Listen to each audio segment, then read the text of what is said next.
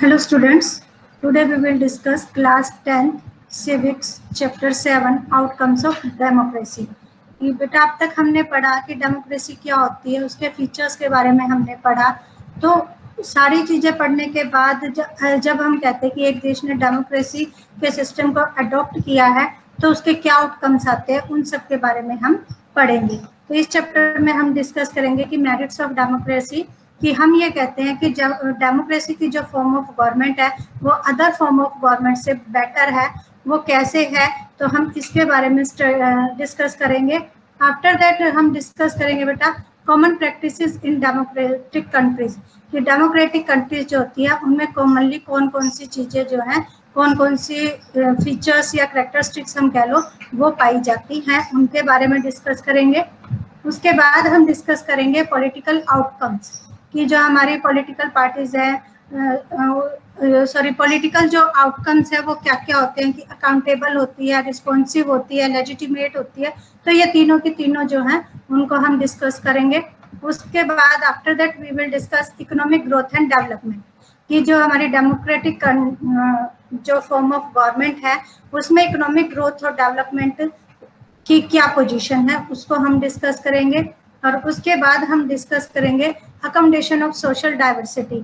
हमारा जो बेटा इंडिया है उसमें सोशल डाइवर्सिटी बहुत पाई जाती है, तो उसको इकट्ठा करने के लिए जो हमारी डेमोक्रेटिक सिस्टम है वो कैसे हेल्पफुल होता है वो डिस्कस करेंगे। और लास्ट में हम डिस्कस करेंगे dignity and freedom of the citizens, कि डेमोक्रेटिक जो कंट्रीज होती है उनमें सिटीजन्स को क्या फ्रीडम मिलता है, कैसे उनके डिग्निटी को मेंटेन रखा जाता है। तो ये सब हम अपना जो ये चैप्टर है आउटकम्स ऑफ डेमोक्रेसी उसमें डिस्कस करेंगे। तो सबसे पहले हम देखेंगे बेटा, हम ये कहते हैं कि जो हमारा डेमोक्रेटिक फॉर्म ऑफ सिस्टम होता है गवर्नमेंट का वो सबसे बेटर होता है। दूसरे जो हमारे फॉर्म ऑफ गवर्नमेंट होते हैं, जैसे आपका मोनार्की हो गया या डिक्टेटरशिप हो गया, हम ये कहते हैं कि उनसे बेटर हमारा डेमोक्रेटिक फॉर्म ऑफ गवर्नमेंट होता है। क्यों होता है, इसके क्या मेरिट्स होते हैं, किस वजह से हम कहते हैं कि ये एक बेटर फॉर्म ऑफ गवर्नमेंट है। तो उसमें बेटा पहले क्या है कि प्रमोट्स इक्वालिटी अमंग सिटीजन्स, कि जो डेमोक्रेटिक जो हमारी गवर्नमेंट होती है, जो सिस्टम होता है उसमें इक्वालिटी, सभी को इक्वल राइट्स दिए जाते हैं, सभी को वोट करने का अधिकार होता है, अपनी बात को कहने का अधिकार होता है, काम का अधिकार होता है, तो सभी को इक्वल राइट्स होते हैं। तो पहला तो इसकी मेरिट्स ही होती है। उसके बाद है enhance the dignity of the individual, एक व्यक्ति के गौरव को, मान सम्मान को बनाए रखने के लिए भी बहुत से जो है प्रोविजन किए जाते हैं, कि किसी को किसी तरह का, किसी के साथ कोई भेदभाव ना हो, किसी के मान सम्मान को ठेस ना पहुंचे, किसी की डिग्निटी इफेक्ट ना हो। तो एक डेमोक्रेसी की ये भी मेरिट्स होती हैं। मोनार्की या फिर डिक्टेटरशिप में ऐसा नहीं होता या इन बातों का ध्यान नहीं रखा जाता है। Next, improve the quality of decision making, जब बेटा बहुत से लोग मिलकर या हम यूँ कहें कि किसी एक बात पर विचार विमर्श के बाद, पूरा डिस्कशन करने के बाद जब कोई डिसीजन लिया जाता है तो वो डिसीजन जो है वो नेचुरली अच्छा ही आता है, बेटर ही आता है। तो जो डिसीजन मेकिंग की जो क्वालिटी होती है वो भी इम्प्रूव होती है डेमोक्रेटिक फॉर्म ऑफ गवर्नमेंट में। उसके बाद है provides a method to resolve conflicts. Democratic form of government में क्या होता है, डेमोक्रेसी में, कि अगर कोई कॉन्फ्लिक्ट हो जाता है, कोई डिस्प्यूट हो जाता है, तो कॉन्स्टिट्यूशन में ये भी प्रोविजन है कि उस डिस्प्यूट को कैसे सोल्व किया जाएगा। तो उस डिस्प्यूट को सोल्व करने के लिए हमारे पास जुडिशरी जो है वो होती है। तो इस तरीके से जो भाई कोई अगर कोई डिस्प्यूट हो जाता है तो उसको रिजोल्व करने के मेथड्स भी होते हैं। और क्या मेरिट है, allows room to correct mistakes, कि अगर डिसीजन मेकिंग में या रूल्स बनाने में या कोई पॉलिसी को बनाने में अगर कोई मिस्टेक हो भी गई तो यहाँ पर ये प्रोविजन भी होता है कि अपनी जो मिस्टेक्स है उनको करेक्ट किया जा सके, उनको सुधारा जा सके। तो इन सब मेरिट्स की वजह से कहा जाता है कि जो डेमोक्रेटिक फॉर्म ऑफ गवर्नमेंट होती है वो दूसरी फॉर्म ऑफ गवर्नमेंट से जो है वो बेटर होती है। उसके बाद है बेटा कि कॉमन प्रैक्टिसेस, कौन सी ऐसी बातें हैं जो कॉमन बातें हैं या कॉमन चीजें हैं जो हम कहते हैं कि डेमोक्रेटिक फॉर्म ऑफ गवर्नमेंट में, या जो कंट्रियां कहती हैं कि हम डेमोक्रेटिक या लोकतांत्रिक है अपनाई जाती हैं, वो कौन कौन सी बातें होती है। पहली क्या होती है, फॉर्मल कॉन्स्टिट्यूशन, कि जो भी कंट्रीज कहती हैं कि हम डेमोक्रेटिक हैं, उनका अपना एक कॉन्स्टिट्यूशन होता है, उनका ये होता है कि किन रूल्स एंड रेगुलेशन को अपनाकर वहाँ की जो सरकार है वो काम करेगी। और दूसरी क्या होती है, दे होल्ड इलेक्शंस, कि अगर डेमोक्रेटिक जो कंट्रीज होती हैं उनमें इलेक्शंस होते हैं रेगुलरली, एक फिक्स्ड टाइम पीरियड के बाद इलेक्शंस होते हैं। लेकिन कुछ कंट्री ऐसी भी हैं बेटा जहाँ पर कि इलेक्शंस भी होते हैं, वो अपने आप को डेमोक्रेटिक भी कहते हैं, लेकिन वो डेमोक्रेटिक फॉर्म ऑफ गवर्नमेंट नहीं होता। जैसे कि हम चाइना का एग्जांपल लेते हैं कि वहाँ केवल कम्युनिस्ट पार्टी है, क्योंकि वहाँ पर लोगों के पास चॉइस नहीं है कि वो अपने रिप्रेजेंटेटिव को चुन सके। तो वहाँ पर हम ये नहीं कहेंगे कि ये एक डेमोक्रेटिक कंट्री है। देखने में वो डेमोक्रेटिक कंट्री है, वहाँ पर इलेक्शन भी हो रहे हैं, और वहाँ पर अगर कोई दूसरी पार्टी खड़ी भी होती है इलेक्शन के लिए तो उनको कम्युनिस्ट पार्टी को ही सपोर्ट करना होता है। तो वहाँ पर ये जो फीचर्स है उसकी कमी पाई जाती है।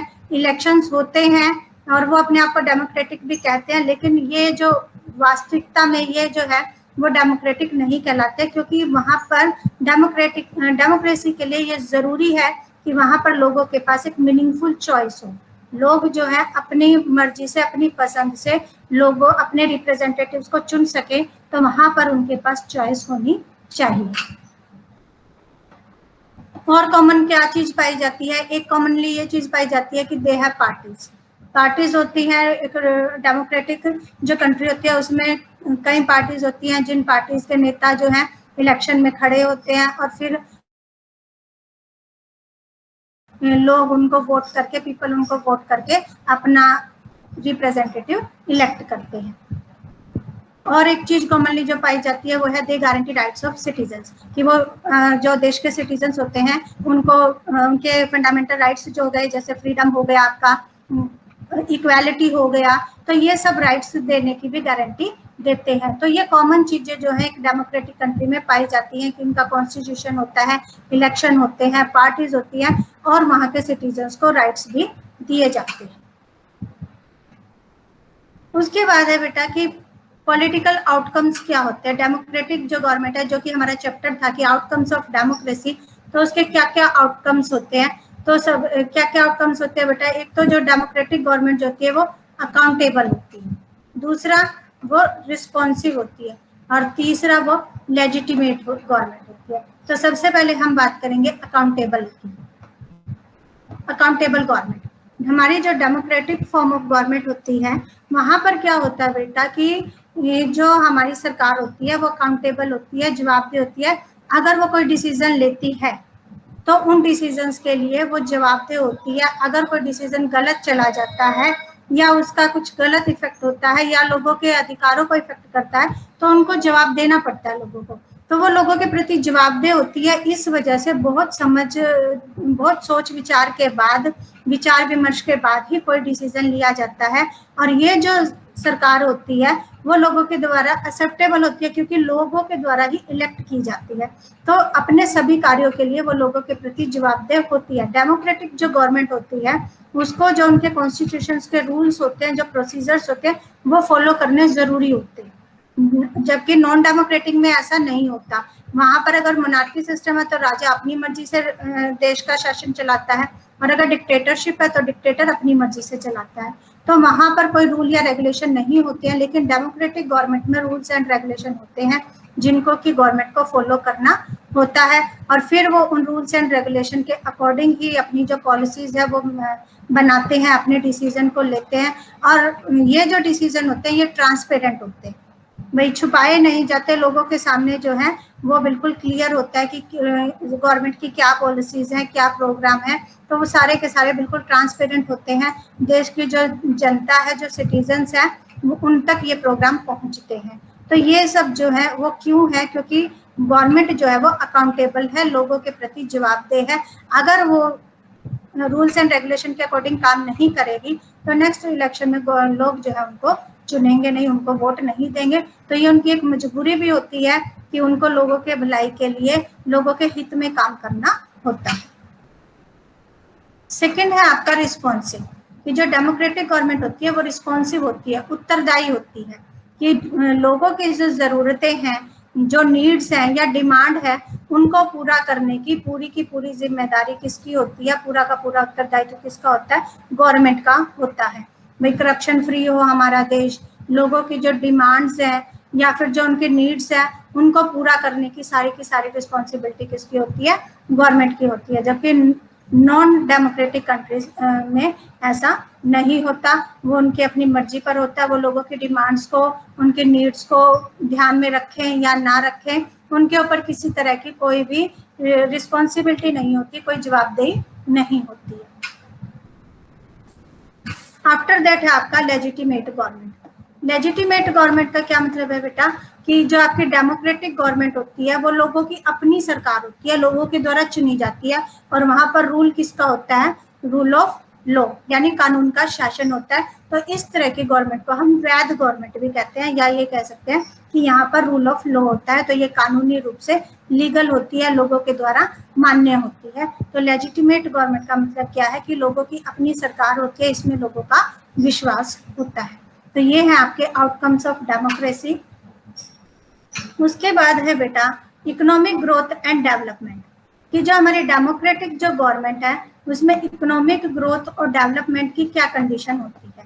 देखो बेटा, एक चीज है कि हमने अब तक पढ़ा कि डेमोक्रेटिक गवर्नमेंट के कितने सारे फीचर्स हैं, हमने पढ़ा, लेकिन जहाँ पर नॉन डेमोक्रेटिक गवर्नमेंट है वहां पर जो इकोनॉमिक ग्रोथ है वो डेमोक्रेटिक के कंपैरिजन में कुछ बेटर है। मतलब वहां पर जो इकोनॉमिक ग्रोथ है वो डेमोक्रेटिक कंट्रीज की बजाय जो है वो बेटर होती है, क्योंकि जो हमारे जो इकोनॉमिक ग्रोथ के लिए बेटा क्विक डिसीजंस लेने पड़ते हैं कई बार, और वो क्विक डिसीजन जो है वो आपके डिक्टेटरशिप में या मोनार्की में, क्योंकि वहां एक व्यक्ति को डिसीजन लेना होता है तो वो क्विकली डिसीजन ले लेते हैं। लेकिन डेमोक्रेटिक में क्या होता है कि कोई भी डिसीजन जो है विचार विमर्श के बाद लिया जाता है, तो कई बार डिसीजन में जो है वो डिले हो जाता है। पॉपुलेशन का फैक्टर भी जो है वो इकोनॉमिक ग्रोथ को इफेक्ट करता है, ग्लोबल सिचुएशन भी इफेक्ट करती है। तो बहुत सी ऐसी चीजें हैं जो कि इकोनॉमिक ग्रोथ और डेवलपमेंट को इफेक्ट करते हैं। जहां पर नॉन डेमोक्रेटिक गवर्नमेंट है वो इन सब चीजों पर जल्दी कंट्रोल कर लेते हैं, और वहां का जो इकोनॉमिक ग्रोथ है वो ज्यादा जल्दी हो जाता है, ज्यादा बेटर होता है। पर इसका मतलब ये नहीं है कि वहां पर जो इकोनॉमिक ग्रोथ है वो ज्यादा हो रही है तो डेमोक्रेटिक जो कंट्रीज है उनमें इकोनॉमिक ग्रोथ बिल्कुल भी नहीं हो रही है, होती है लेकिन उनके कंपैरिजन में कुछ स्लो होती है। तो लेकिन केवल इस एक फैक्टर को देख के हम ये नहीं कह सकते कि जो डेमोक्रेटिक फॉर्म ऑफ गवर्नमेंट है वो बेटर फॉर्म नहीं है। केवल अगर सावधानी से इस फॉर्म को हम चलाएं तो ये जो एक जो हम कह सकते हैं कि जो कमी है उसको दूर किया जा सकता है। तो इकोनॉमिक ग्रोथ और डेवलपमेंट जो है वो नॉन डेमोक्रेटिक गवर्नमेंट में ज़्यादा बेटर होती है, लेकिन जो डेमोक्रेटिक फॉर्म ऑफ गवर्नमेंट होती है उसके मेरिट्स ज़्यादा हैं, डीमेरिट्स कम है। तो किसी भी तरीके से जो है डेमोक्रेटिक फॉर्म ऑफ गवर्नमेंट जो है वो non democratic form of government से बेटर होती है। उसके बाद है बेटा आपका कि अकोमोडेशन ऑफ सोशल डाइवर्सिटी। हमें पता है कि हमारे देश में, इंडिया में सोशल डाइवर्सिटी बहुत पाई जाती है, विविधता है ना, चाहे आप लैंग्वेज की कह लो, आप कास्ट की कह लो, या आप खान पान में ही देख लो, कपड़े पहनने में देख लो, तो डाइवर्सिटी बहुत तरह की हमारे देश में पाई जाती है। तो जो डेमोक्रेटिक गवर्नमेंट जो होती है उन डाइवर्सिटीज को एक साथ रहने के लिए प्लेटफॉर्म प्रोवाइड करती है। समझ में आया? तो अकोमोडेशन ऑफ डाइवर्सिटीज का मतलब क्या है कि डेमोक्रेसीज जो है वो एक ऐसा प्लेटफॉर्म प्रोवाइड करवाते हैं जहां पर अलग अलग तरह के लोग, अलग अलग कल्चर के लोग इकट्ठा रहकर अपने जो प्रॉब्लम्स हैं, जो भी उनके डिफरेंसेस हैं, उनको बातचीत द्वारा दूर करके इकट्ठा रहने के लिए एग्री होते हैं। समझ में आए? तो सोशल डाइवर्सिटी, जो विविधता वाले जो लोग हैं वो इकट्ठा रह सके, उनके लिए ऐसी कंडीशन, ऐसी सिचुएशन जो है वो कहाँ पर पाई जाती है, वो पाई जाती है आपके डेमोक्रेटिक फॉर्म ऑफ गवर्नमेंट में पाई जाती है। उसके बाद आपका लास्ट जो टॉपिक है, लास्ट का जो पॉइंट है वो है आपका dignity and freedom of the citizens. Democracy जो है बेटा वो हर व्यक्ति की, हर इंडिविजुअल की जो है उसकी रिस्पेक्ट करते हैं, उनकी डिग्निटी की, उनके मान सम्मान की, उनके फ्रीडम की रिस्पेक्ट करते हैं। इसलिए उनको इक्वल राइट्स दिए जाते हैं, इक्वालिटी का रूल जो है, प्रिंसिपल जो है वो फॉलो किया जाता है, फ्रीडम दी जाती है, सबको अपनी बात कहने का अधिकार है, सभी को इक्वल राइट्स दिए गए हैं, वोट का राइट दिया गया है। तो कहने का मतलब ये है कि डेमोक्रेटिक फॉर्म ऑफ जो गवर्नमेंट है वो लोगों के डिग्निटी को और फ्रीडम को मेंटेन रखने के लिए हर संभव प्रयास करती है। तो ये था आपका पूरा चैप्टर बेटा, आउटकम्स ऑफ डेमोक्रेसी।